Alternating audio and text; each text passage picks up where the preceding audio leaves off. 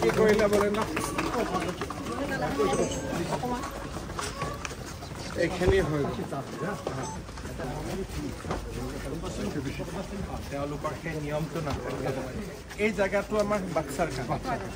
এতিয়া আমাৰ নেক্সট ফেজত কি কৰিব নেক্সট ফেজত এইটো হৈ গ'লে আমাৰ তিনিটা চিৰিবলৈ আছে এই তিনিটা ভাঙাৰ পিছত আমি নতুনকৈ যিটো দিছে প্ৰজেক্টটো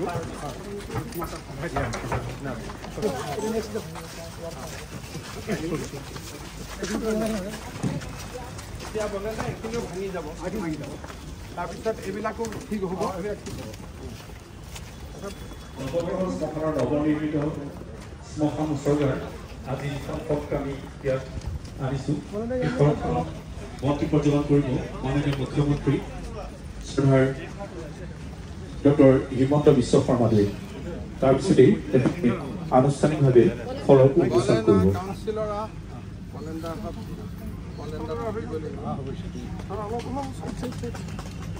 আমাৰ অতি শ্ৰদ্ধাৰ মাননীয় মুখ্যমন্ত্ৰী ডক্টৰ হিমন্ত বিশ্ব শৰ্মাদেৱে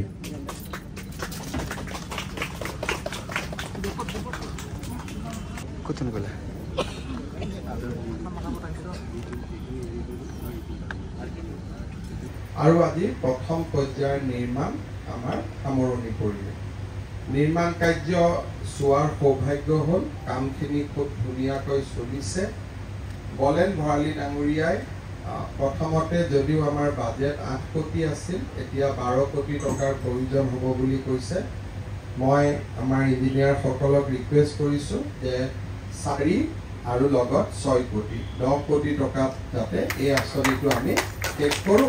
আৰু পিছত কেতিয়াবালৈকে বাকী কৰি গৈ থাকিম গতিকে মই আশা কৰোঁ যে যিখিনি কাম চলি আছে লগে লগে